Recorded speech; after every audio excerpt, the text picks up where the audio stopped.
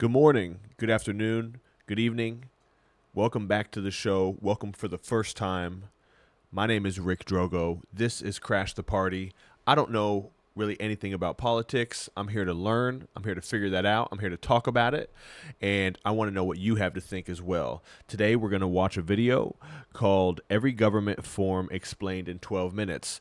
If you know everything about government, that's great. You don't need to be here. But if you would like to stay, I'd love to hear what you have to say.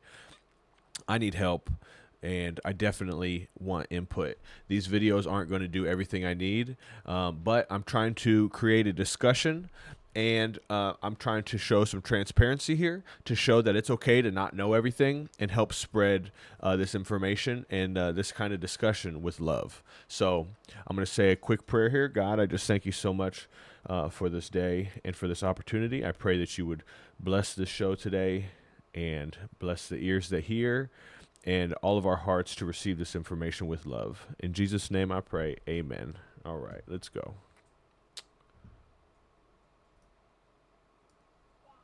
Monarchy. A monarchy is a type of government ruled by a monarch, which is often a king or a queen. The monarch's role is passed down through the same family, from generation to generation, often going to the oldest child. Major countries operating under a monarchy include the United Kingdom, Japan, Spain, Sweden, and Saudi Arabia. There are multiple forms of monarchies, for example, symbolic monarchy, where the monarch has no political or economic power, like the United Kingdom. Instead, the country is run by a parliamentary government led by a prime minister. On the other hand, an absolute monarchy is where the king or queen has the power to make all the important decisions in a country. The disadvantage of a monarchy is that it can lead to unsuitable leaders who came to power because they were the heirs. This often leads to a lack of democratic governance and the potential for abuse of power. Socialism. Socialism is a form of government wherein the So monarchy would be great if you got the right person, but that's about it. If you don't have the right person, then you're cooked. workers or laborers are allowed to own property, but the distribution If we were in a monarchy and I was the king, we might be all right because, well, it would be cooked. of goods and services is controlled by a central government. The government's goal is to distribute all of the goods and services equally to ensure everyone in the country has the same opportunities as everyone else. Some of the more common examples of socialist states are the People's Republic of China and the Republic of Cuba. While most socialist states call themselves republics, they usually follow the fundamentals of socialism, where labor and property are equitably distributed and there are no social classes or hierarchies. The reason why socialism is not as popular as some forms of government is the lack of incentives. If someone gets the same resources as someone who didn't work as hard, there's no point in working harder. This can potentially lead to the nation's failure, especially if no one is willing to work hard to get better incentives. Democracy. Look, I know I don't want to say anything that's going to get me canceled. I don't know a lot about socialism, but, it doesn't sound that bad other than, yeah, people who don't work as hard, like, you're out of here. But, I mean, it's kind of, they got to have something for people who aren't holding up their end of the bargain, which, I think we deal a lot today. That's why people don't like. So let me see here. This is what I learned on yesterday's show, is that Republicans is the red team. Team pull yourself up. They don't like that. Well, and then they're like, look, you work and you get what you work for. And then the Democrats, not everyone obviously, but team, let's do it together, is more about distributing equally. So obviously it's not just like socialism, but sounds like it's maybe a little bit. I don't know. Don't cancel me. I'm just still learning. A democracy is when a country believes that the citizens are the supreme rulers of the nation. Democracy is as old as human civilization itself, Fred Flintstone. but first appeared in the ancient political and philosophical teachings of the people of Athens. In a democracy, the people are the ones who determine the leaders and the laws of the land through a majority vote. It also provides an environment wherein fundamental human rights are respected and the people are allowed to exercise their free will. Yeah. Some of the most democratic countries in the world include Norway, Sweden, and New Zealand. However, the problem in a democratic country is that it can be too unstable due to constant leadership changes. Autocracy. An autocracy is when only one person or ruling party holds supreme power over an entire nation. Every decision that the autocratic ruler makes cannot be limited by external factors. These decisions are absolute and should be followed by the country. The autocrat also has total control over what the people can do when it comes to their civil liberties. In an autocracy, the people have no say in the nation's affairs, contrasting it to democracy. Autocracies have existed since ancient times, usually in absolute monarchies, where the king's word is the law. The Soviet Union, once ruled by Joseph Stalin, is one of the more recent examples of an autocracy. The biggest disadvantage of an autocracy is the potential abuse of power by the autocrat, who may become a dictator. Federal governments formally divide the sovereign power between a central government and the regions that form part of the country. The central government is still the leader of the whole nation, but allows the different regions or states to have control over their internal affairs. These states can have their leaders and laws, but are not independent nations. The reason why federalism wants to decentralize some of the functions of the government is to promote efficiency. This is usually the case for bigger countries, because it's easier for smaller territories to govern themselves than allowing a central government to govern an entire nation. It's similar to how the head coach of a sports team needs to delegate roles to his assistant coaches. The assistant coaches have a sense of independence in their roles, but they are still under the overall leadership of the head coach. The most common example of a federal government is the United States of America, which is under the leadership of a president but has different state senators that manage their territories and constituents. One of the biggest drawbacks of a federal form of government is the possible economic inequality between different regions, because some territories have better access to certain resources that other territories can't have access to. Oligarchy. Oligarchy, which can be translated to rule of the few, is a form of government wherein only a few oligarchs have power over the entire nation. These oligarchs come from different groups or families that usually rise to power through financial or military means.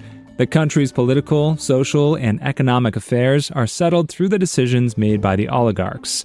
Oligarchies, unlike monarchies, don't formally pass their leadership roles to the next generation, but can still stay in power for multiple generations as long as they maintain their financial or military status within the nation. The USA is formally a federal government, but is often seen as an oligarchy by most people because of the influence that large corporations have on the decisions of politicians. Modern-day oligarchies often arise when large firms and businesses become too financially powerful. The worst part about oligarchies is the potential economic and social inequalities between different classes. Only the rich and powerful benefit from decisions made by their fellow oligarchs. Republic. The concept of the republic results from the ancient Greek philosopher Plato's teachings and has become the foundation of many modern forms of government. In a republic, the people have the right to the affairs of the country because it is believed that the state belongs to the people, and everyone in the state has an equal opportunity to take part in the country's decisions. It is only through the will of the people that the leaders of a country are elected into office. The leaders of a republic are representatives of the people and should be making decisions that favor everyone in the state. There are notable differences between a republic and a democracy. In a republic, the people own the state. On the other hand, in a pure democracy, the people don't own the state, but are the sovereign leaders of the nation. A country can be both a republic and a democracy simultaneously. For example, the Philippines is both a republic and a democracy, but not all countries are republics and democracies at the same time. Canada is a democracy, but is constitutionally a monarchy. Republics also have their drawbacks because not all nations are culturally and socially suited for a republic form of government, especially if corruption and abuses are common among the leaders. Communist. A communist government believes in the concept of a classless society and aims to achieve it through the state's absolute control over the country's resources. The ruling party, often led by an authoritarian figure, controls all of the social, political, and economic decision-making in a communist nation. Communist countries believe in Karl Marx's teachings that a capitalist form of government would eventually destroy itself. As a result, the goal of communism is to achieve a classless society through the elimination of private ownership of property so that all goods and services within the state are equally shared by the people. There are currently 5 countries that practice communism in today's modern world, namely China, Cuba, Laos, North Korea, and Vietnam. One of the reasons why communism often fails is that it is prone to abuses and the restriction of human rights. Anarchism. Anarchies are often called non-governance because the key aspect of this form of government is the absence of a central government.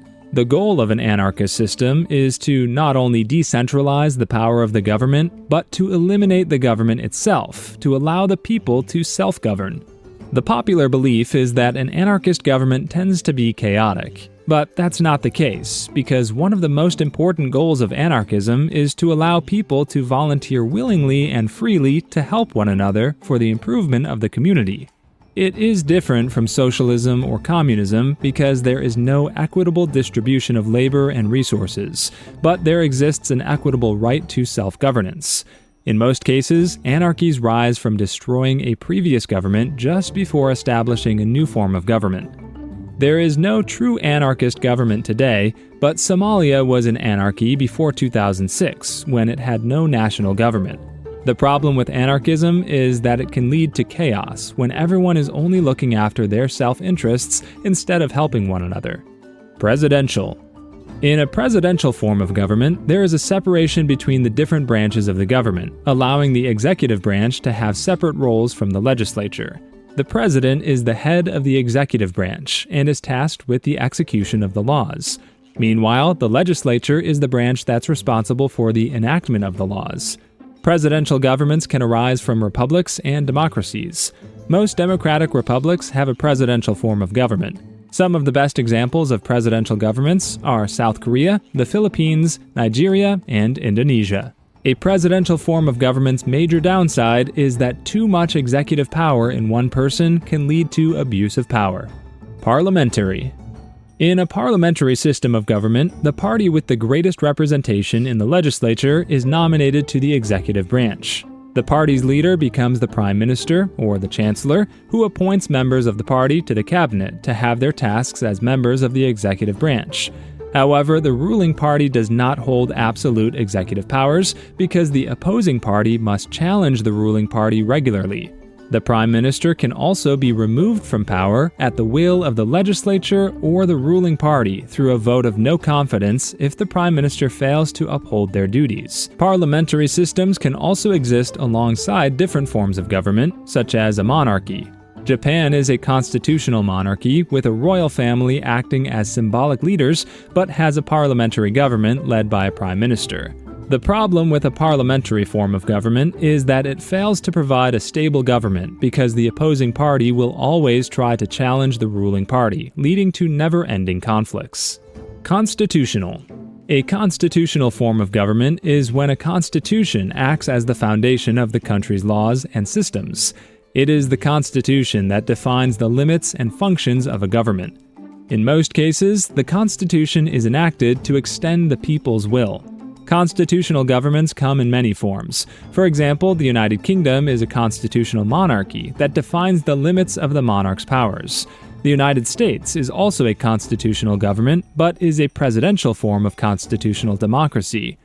However, the major weakness of a constitutional form of government is that every system or law in place has to be consistent with the Constitution. The Constitution has to be amended if vital laws need to be passed but are inconsistent with the Constitution. Totalitarian. The term totalitarian was originally coined by Benito Mussolini, who led the fascist state of Italy during his reign from the 1920s to the 1940s. A totalitarian system of government is when the government seeks to control everything within the country. This does not only include the political and economic matters of the country, but also the beliefs and values of the citizens. Theoretically, the freedom of the citizens in a totalitarian regime is suppressed. Totalitarian government abides by the belief that everything within the state should fall under the control of the state, and that no one in the state should ever go against the state. One of the best examples of a totalitarian regime in modern times is North Korea, which follows a totalitarian republic ruled by the Kim family for 3 generations already. Like socialist, autocratic, and communist governments, a totalitarian regime is prone to human rights suppression and abuses. Donald Trump is a famously irreligious man, just not that. Boring. No, the fact is I gotta learn this stuff, and that's why I'm doing it. I'm learning it. I'm gonna figure it out, and then I'm gonna start cooking with grease. Okay, I'm gonna be for sure talking about today's politics and anything else that comes across my desk, but I need to learn. I need to figure this out, and hopefully, if you do too, this is helpful to you. I'm going to put a link for all these videos in the description, so that, give them credit because they're helping me. They're the ones giving me this knowledge, and you should check them out if you want to, get some more information about this stuff. Yeah, that's it. That's what I'm going to do. I'm going to start cranking these videos out. If you could just show some love, like, comment, subscribe, just tell me you love me. These videos are kind of boring right now. You can tell me what kind of government you run in your household. I'm not going to tell you what kind mine is. Just know I'm in charge. All right. I love you.